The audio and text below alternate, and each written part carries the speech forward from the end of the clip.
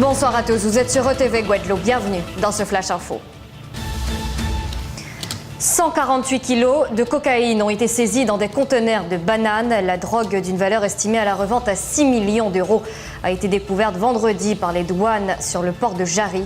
La saisie provenait du Suriname et à destination de la Belgique. C'est l'une des plus importantes saisies de drogue depuis 15 ans. Une enquête judiciaire est en cours. Sur instruction du parquet de Pointe-à-Pitre, elle a été confiée à l'OCRTIS. Cette information concernant la disparition du navire Amazon entre la Guadeloupe et les Saintes depuis mardi dernier. Après des recherches intenses et rendues difficiles par les conditions météorologiques, le CROSS est passé en phase recherche par moyens non dirigés. Malgré les demandes du CROSAG, aucun port des Caraïbes n'a indiqué avoir vu le Amazon. Le CROSAG maintient les recherches en avertissant tous les navires entrant dans une zone de 400 km autour de la zone supposée de dérive afin qu'ils effectuent une veille attentive et qu'ils recherchent le navire. Toute personne ayant des informations sur les deux plaisanciers peut contacter le CROSAG au numéro gratuit le 196. Et vigilance jaune maintenue ce lundi pour mer dangereuse à la côte. L'Alizé souffle fort sur la région. La mer est forte aujourd'hui avec des creux voisins de 3,50 m à 4 m. Sur la façade atlantique, le vent maintient une allure soutenue avec une moyenne de l'ordre de 30 à 35 km/h dans les terres, 40 à 45 km/h en mer et des rafales pouvant dépasser les 70 km/h. L'actualité de ce week-end était essentiellement politique. Emmanuel Macron était en visite chez nous. Il a tenu plusieurs conférences et est allé à la rencontre des Guadeloupéens sur le terrain. Il a rencontré les élus. Jacques Bangou, maire de Pointe-à-Pitre, il s'est rendu au Mémorial Act et puis a également rencontré des jeunes dans le quartier de Lacroix aux Abîmes. Ceux notamment qui ont organisé la marche pour Johan. Retour sur l'une de ces interventions avec les images de la rédaction de TV.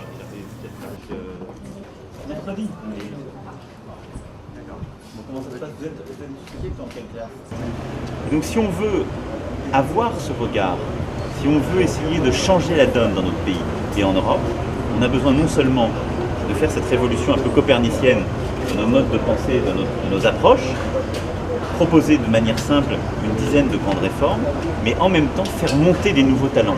Et donc moi, l'un de mes objectifs, c'est aussi de rassembler des femmes et des hommes qui aujourd'hui sont à gauche, au centre, à droite, chez les écologistes, les radicaux, et sont prêts à se mettre dans un projet commun, qui sont déjà des politiques d'un type un peu différent, des gens pour qui leurs idéaux, leurs idées, le projet est plus intéressant et plus important que leur engagement de parti.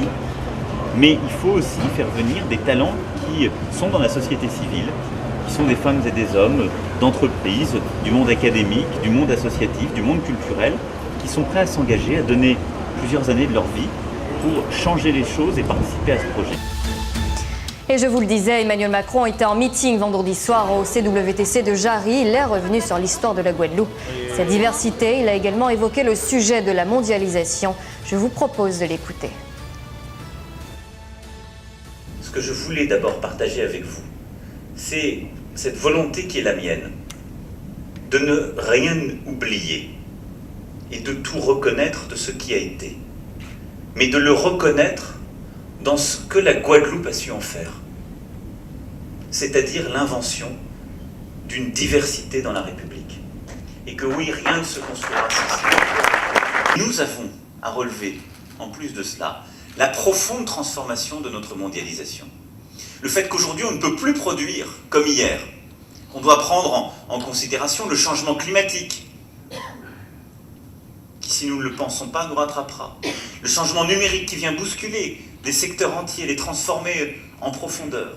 L'explosion des inégalités qui percute la mondialisation dans laquelle nous vivons, parce qu'elle fait des vainqueurs, des champions, les plus riches, et les classes moyennes des pays en développement.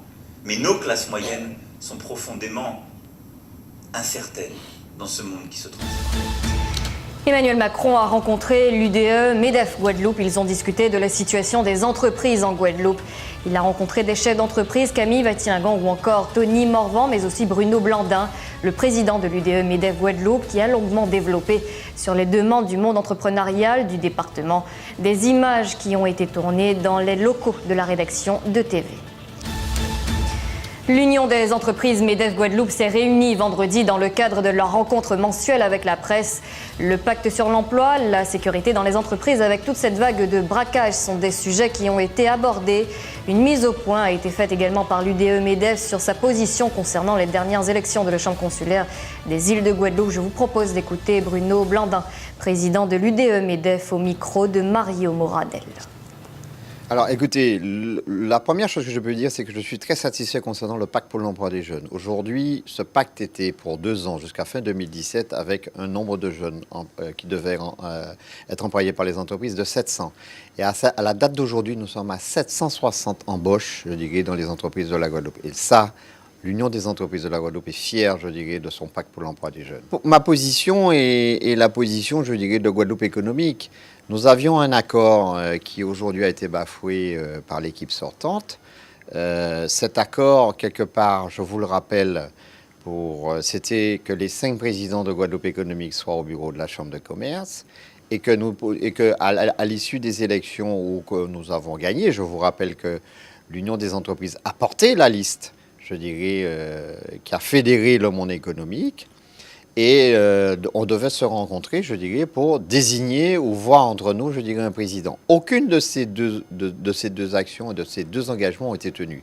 Donc aujourd'hui, nous sommes, non pas surpris peut-être, pour certains qui nous avaient avertis, mais nous sommes déçus de voir que le monde économique repart dans ces querelles, je dirais, à mon avis, qui n'ont pas lieu d'être à la Chambre de commerce.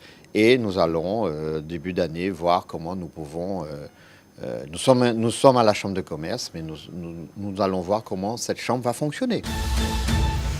L'ouverture de la maison de naissance Le Temps de Naître est reportée à une date ultérieure en janvier 2017 pour cause de retard pris dans les travaux d'aménagement. Cette première structure à ouvrir en Guadeloupe doit mettre en place une nouvelle offre de soins pour l'accompagnement de la naissance pour les couples accueillant une grossesse normale et souhaitant accoucher normalement, avec bien évidemment la sécurité médicale moderne. Voilà pour l'essentiel. Passez une belle soirée avec les programmes de TV.